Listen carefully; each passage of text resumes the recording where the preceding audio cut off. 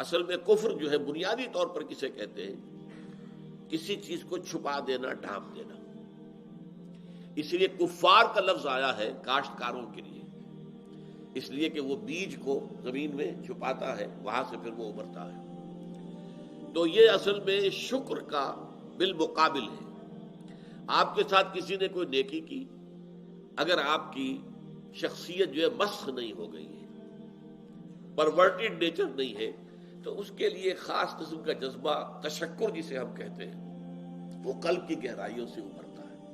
اس نے میرا فلاں کام کیا ہے، اس نے میری فلاں ضرورت پوری کی ہے، اس نے میرے ساتھ یہ بھلائی کی ہے.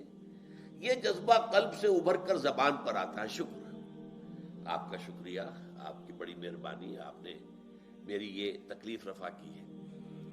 تو اس کو امام راغب رحمۃ اللہ علیہ نے اس شکر کے پھر 3 مراحل قائم کیے. شکر بالقلب، پہلے تو یہ کہ آپ کو احساس ہو کہ کتنا بڑا احسان ہوا ہے. ظاہر بات ہے کہ اگر آپ کسی جوہری کو ایک ہیرا دیں گے تو وہ جو شکر کرے گا کہ کتنی بڑی دولت مجھے دے دی گئی ہے، آپ وہی ہیرا کسی بچے کے ہاتھ پر رکھ دیجئے، وہ سمجھے گا کہ کوئی وہ کھیلنے والا جو بنٹا ہے شاید وہی ہے، یہ بھی کوئی کانچ کا کوئی ٹکڑا ہے، بس اور کیا سمجھے گا وہ. لہذا جب تک کہ نعمت کی اہمیت اور قدر و قیمت کا ادراک نہ ہو تو اس کے ہم وزن، اس کے متناسب شکر انسان ادا نہیں کر سکتا. تو پہلے ہے شکر بالقلب، دل میں احساس اور ادراک ہو کہ میرے ساتھ کتنی بڑی بھلائی ہوئی ہے. پھر ہے زبان سے شکر، اور پھر ہے شکر بالجوارح، پورے وجود سے شکر، یعنی اس نعمت کا حق ادا کرنا.